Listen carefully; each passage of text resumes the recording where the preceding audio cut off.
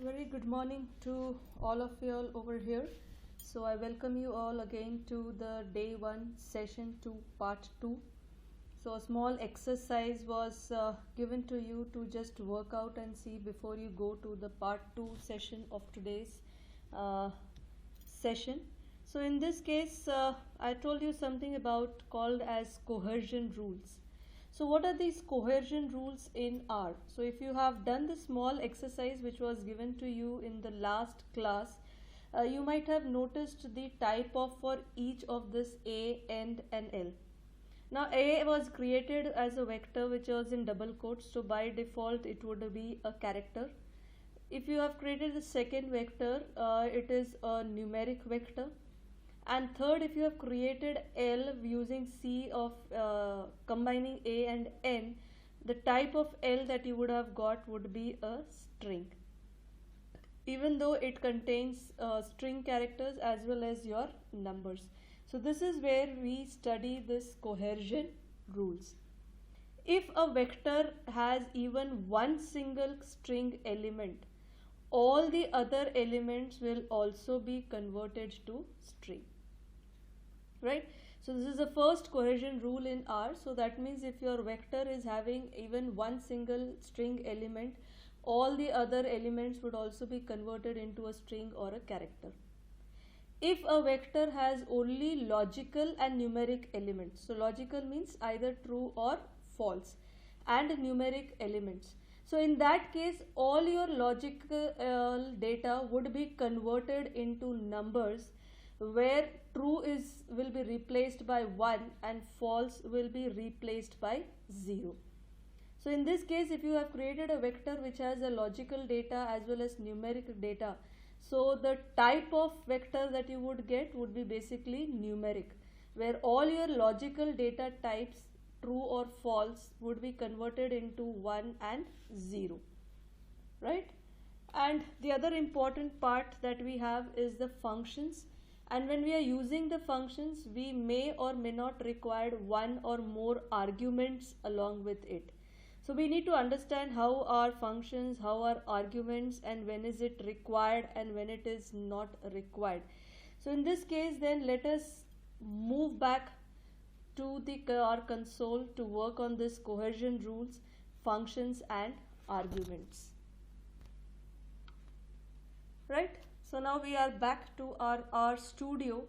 So let us now first see with the cohesion rules. So the first rule of cohesion says that if you have any one string element, all the other elements will also be converted to string.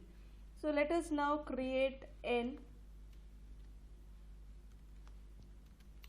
less than and minus sign, which combines apple and it also has numbers 5 and 10, and click enter. Now let us see what is the type of n.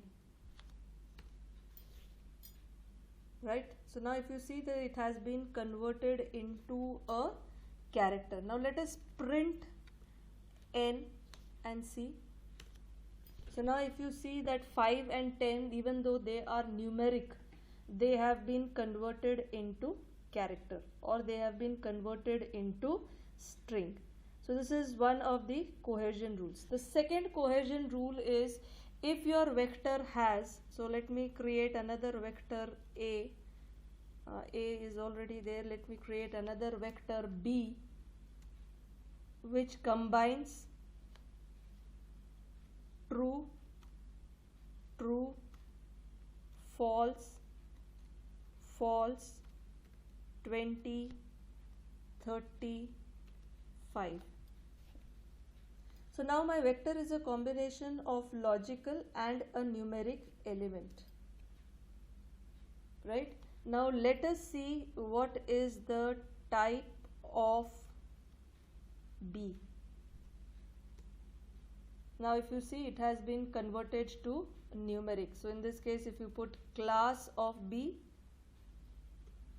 it's numeric in nature, the type is double. Now let us print B. right? So your trues have become 1, your false have become 0, and the numeric functions stays as it is, right? So I hope that you have understood the difference between a vector, a list, the types of integer, how to see the class, how to see the type of function. So every time you need not pass the type of or class. So in this case, if you go to your environment window, so you can see that n is character, b is numeric, a is character. So your class can be seen from your environment window as well. Now let me clear the console area. Control L, clear the environment area. So you just have to click on this broom and your global environment area is also empty.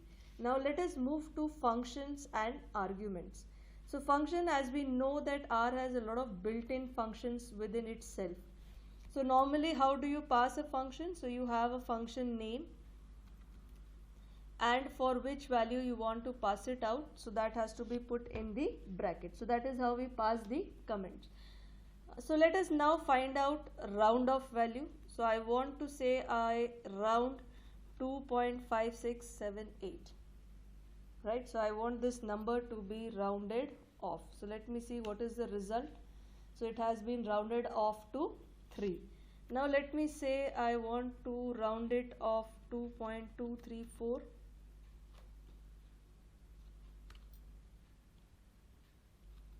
Enter.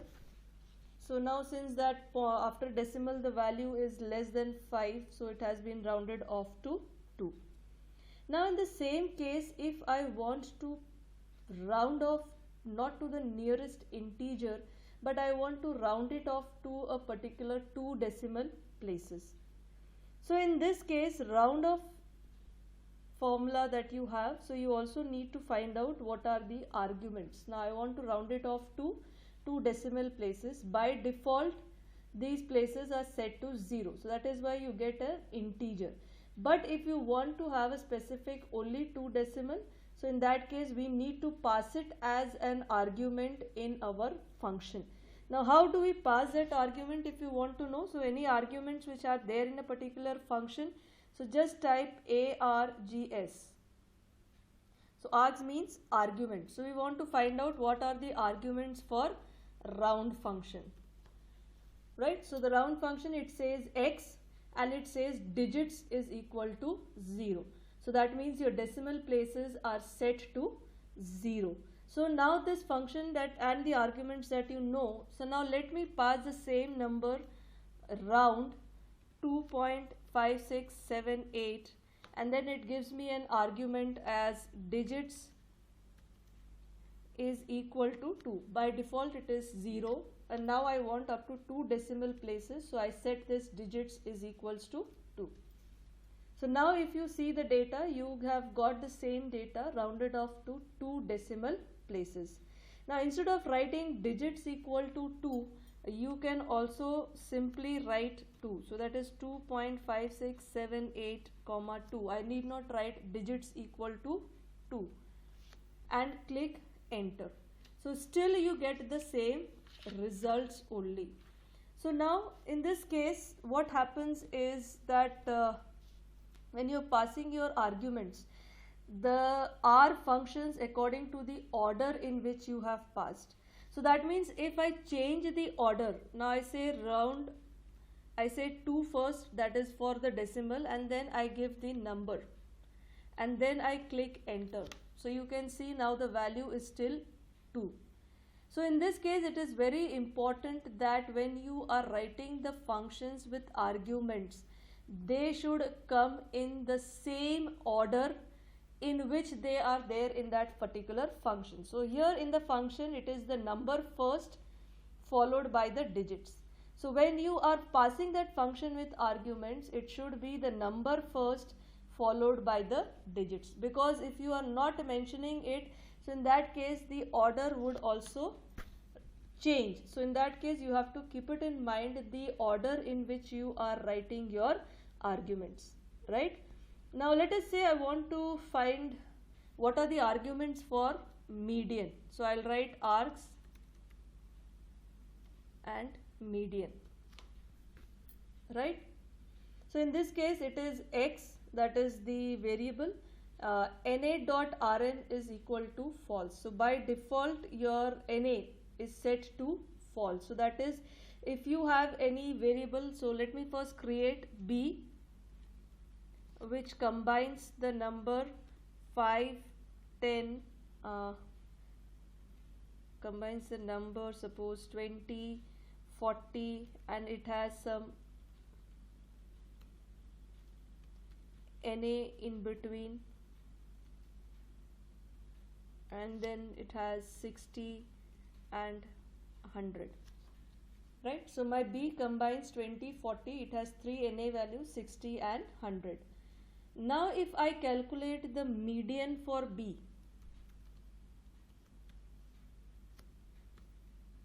you find the answer that it is na. Why? Because in the argument function by default it is set to false. So now if you want to calculate a median which should not use na in between, or it should be removed when you are calculating the median, so in this case this argument should be set to true. So now in this case what we will do is median b comma na.rm is equal to true. So now if we pass this at, and now see the result, so now you get the value of median to be 50, right? So in this case it is very important that what arguments are required and what arguments are not required. So it is up to you as a thing. So in case you are not able to understand what are the arguments and what they mean, of course you will find all of it here in the help. Or the other options, as I have already told you, question mark, median, and you get the median description, usage, arguments, and the other details that you need, right?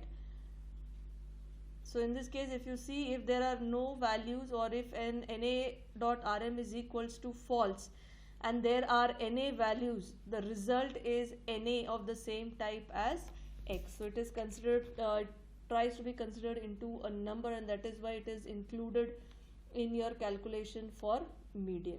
So this is what you have to keep it in mind. So when required, you may have to pass an argument. When not required, that is, suppose if you are rounding off, we need integer, so in that case we need not pass the function as digits equal to 0 because it is set as default. So if you are continuing a function with arguments as default, they need not be mentioned.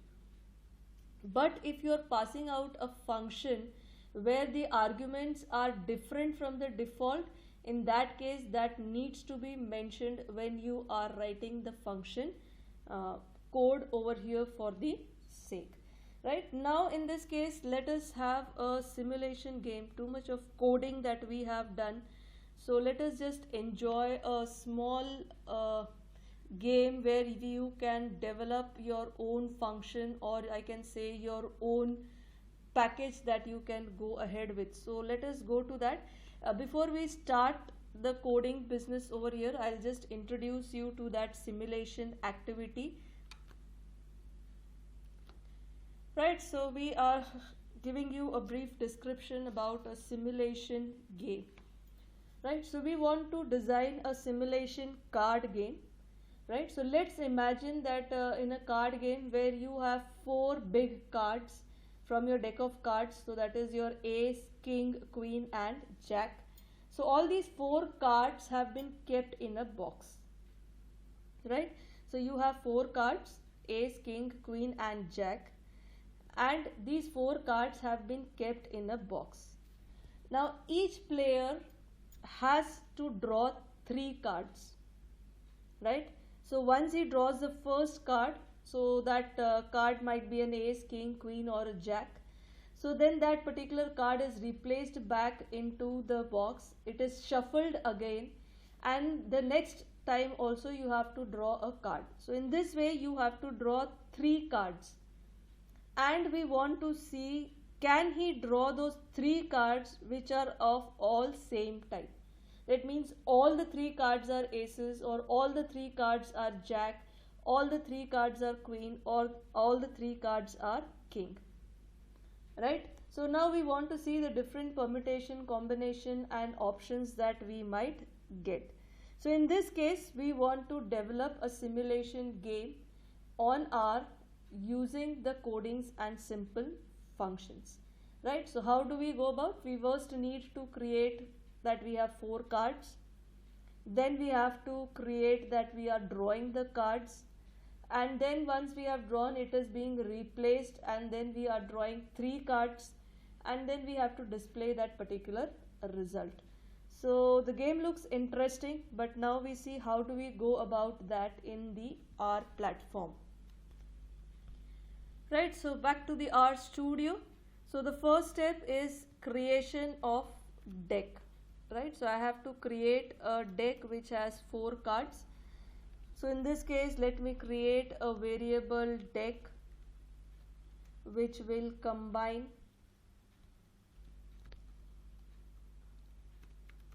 ace, king, queen and jack. Right, so I have prepared a deck which will have 4 cards. So let us see if we have got the required result. So print deck. Right, so now we can see that our deck has been created, which has 4 types of card: ace, king, queen and jack. Great. Right, now we want to draw 3 cards from it. So in this case, out of a total, we have to draw 3 cards. So in this case, you have a function called as a sampling function, right? So we have to sample out the function, and then you can use sampling as a method to draw 3 cards out of 4. So now what are the arguments that we have for the sample function? So we'll try to find out args sample, right? So now in this case, x is basically the data element. Size, so size basically tells you like how many you want to draw out of the total population. Replace equal to false is by default, so that means if replace equal to false, so that means this function will be happening without any replacement, and probability is set to null. Right, now we want, out from this deck, we want to draw 3 cards. So let us just pass this function sample, and from the deck is our data set, and we want the size to be equal to 3. Right, so you get king, queen, jack. Run it again. Sorry. Again king, queen, ace. Run it again. King, queen, ace, jack, ace, queen. Now if you see, all the 3 cards are different. We do not find any repetition of those particular values, or there is no repetitions of 2 kings at least, or 2 queens, or 2 aces. All of them are distinct. Now all of them are distinct because the replace value has been set to false. Now what do? We now create a sample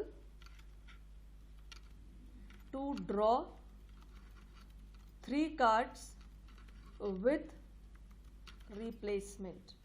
So now how do we pass that function? Sample, data set is deck, size is 3 and replace is equal to true. Right, so now we have set the function replace at 2. So now if you see, you can get all 3 jacks. Let us repeat it again. 2 aces and 1 king. Let us repeat it again. Jack, ace and queen. So now if you see the sampling that is happening again and again, it is happening with the replace function. Right? So in this case, let us assign this sampling formula to a particular variable. So let us create a variable hand, right, which is equal to sample deck comma 3 comma replace equal to true. Please remember that true and false will always be in caps only. Right, now let us print hand. So when we print hand, we get again ace, jack, queen. So let us print it again, ace, jack and queen. Let us print again the same, ace, jack and queen. Once more. Right, so what do you observe? Now if you observe, every time I am using this hand, so it is only giving me what has been saved in the last time I run the sample. So when I had run the last time in the sample, so let me just show you. Right, so the last sample deck that we had run, the result that we got was jack, ace and queen. Right, so after that when we run print hand, so it happens only for the first one. So that is, the answer gets saved as ace, jack and queen. Now every time you print this hand, it will only give you the last saved data. Why? Because we are not doing sampling before printing of hand. So that means every time the sampling has to happen, and then you have to print the hand in order to see that every time your answers are changing or every time the choices are changing. So that is the reason that you find that you're getting the same answer every now and then. So in this case, what do I have to do? Very simple. I have to set an order in which this particular functioning should happen. Right? So in this case, we are now going to build our own function by the name of draw. Right? So we want to build our own very function. So that is, every time I call this function, the entire set of instructions will run every time. Right? So the syntax basically is your function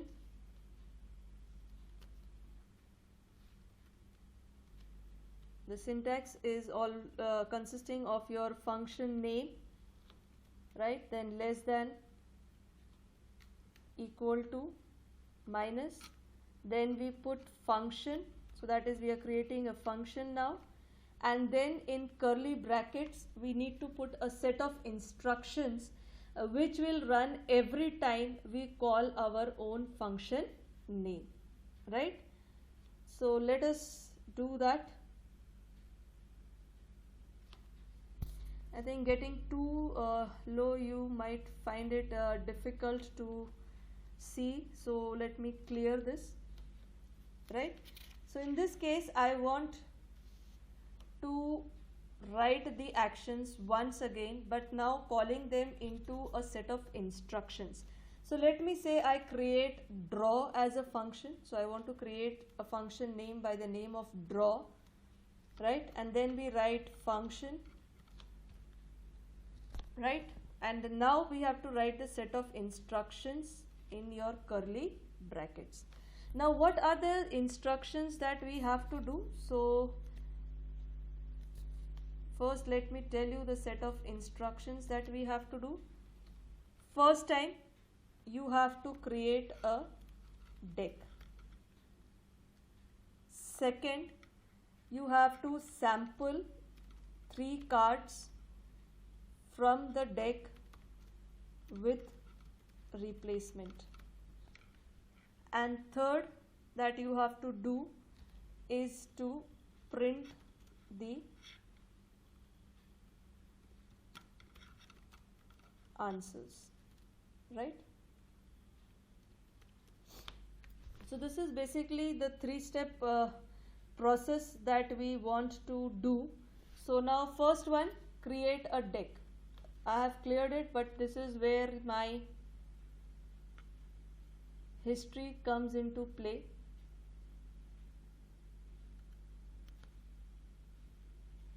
So the first one that we want is create a deck.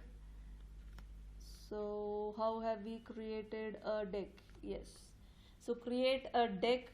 So this we want to pass it out to the console. So keep it within the curly bracket and then pass it to the, oh sorry. So we need creation of deck. We need creation of sample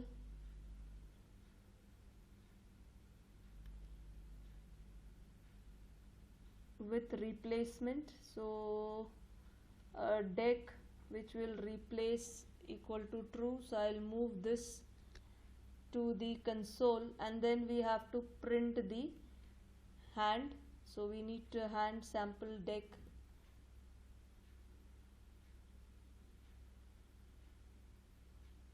It's overwriting, so I made a mistake. So print to console, click enter. Then we need to sample 3 cards and assign it to hand. So we will move this to the console, and third, that activity should be to print the hand.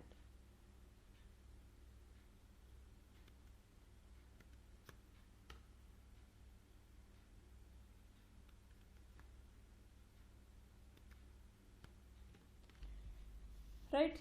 So these are the 3 important instructions. So using this we will be preparing our own function. So we are preparing our function by the name of draw. So when you are creating a function, you need to first put function within parenthesis, your set of instructions within the curly bracket. So first step, create a deck. So we will copy this instruction, Control C, and place it within the curly brackets.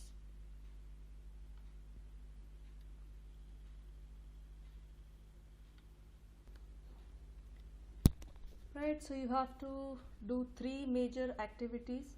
So creating a deck, then you have to sample the 3 cards from the deck with replacement, and the third is you have to print the answers. So now this should be a iterative process.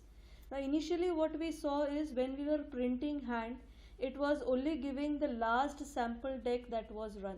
So every time you went ahead with print of hand, it was only giving the last value saved. But we want it to iterate. That is, every time I go for print of hand, it should move from the deck to the sampling of 3 cards and then printing of hands.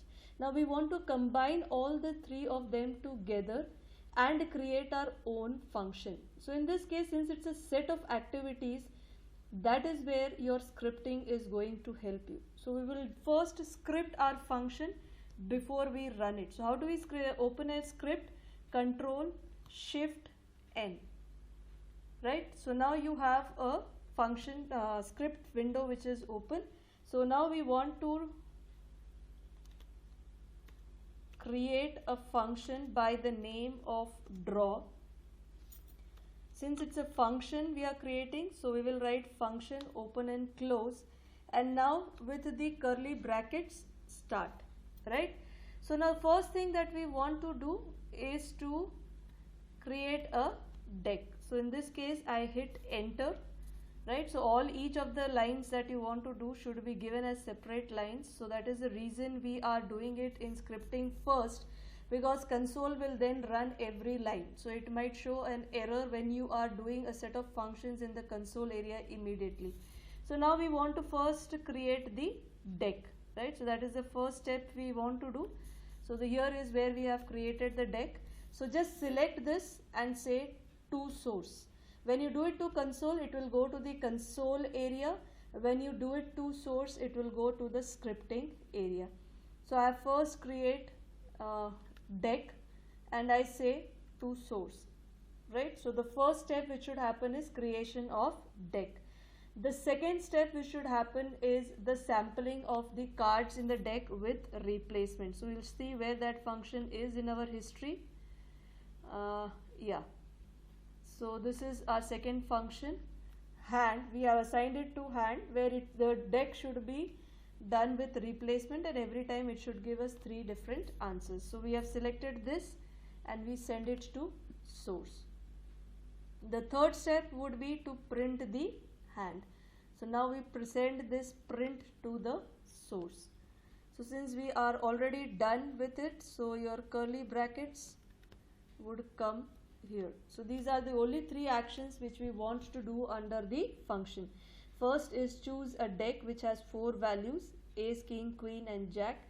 Second, you have to find out his hand. So how do you find out a hand? You have to pick 3 cards from the deck with replacement equal to true. And the third step is whatever is the sampling which has taken place, you have to print that particular step. So this is how we have created our function of our own. The name of our own new function is draw. So how do we run it? So as we know, scripting will directly not go to your console. You have to use the run option over here. So just click on run. Right, so a draw function has been created. So now let us just say, let us get back to the console area. Now I will say draw. The draw is a function. So every time I call in draw, all these 3 functions would be called back again. So first would be the deck, the second would be the hand, the third would be the printing of hand. So let us click enter. So it has given us ace, king and queen. Let us call this draw function again. King, ace, jack. Again king, queen, queen. So we have 2 queens, we have a single king. So that means the repetitions are happening. So because we have 2 queens in the draw, every time we are drawing, the 3 answers are coming differently. So in this case, the purpose of our simulation is solved. So again the 2 jack and an ace. So here we have built a simulation where you can play with 4 cards, where you have to every time pick 3 cards with replacement. So you pick the first card, replace it back in the box, you pick the second card, replace it back, and you pick the third card. And we just want to see what is the 3 kind of cards that you can get, or what are the options for those 3 kinds. So since we did it for single, one by one, the iteration was not possible. So in that case, we have created our own function. So now every time we call this function, we would get our 3 options which would be different from the others. So every time we get the new options.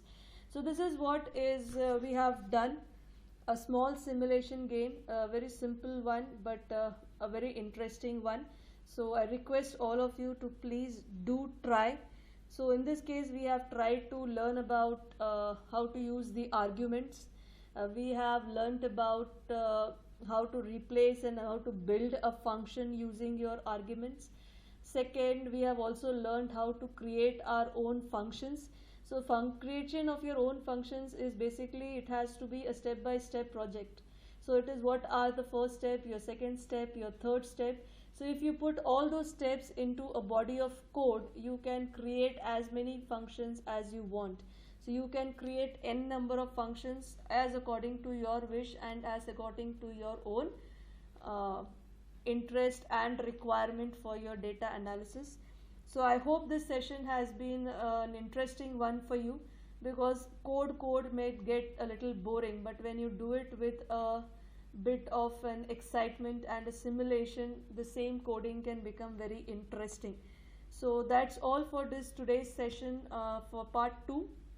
We will again come back in the next session where we will be talking more about your data frames and your data manipulations. And finally, where you are looking forward to, we would be moving ahead to your data analysis and statistical tools as well. So thank you, and again wish you all a very, very happy coding.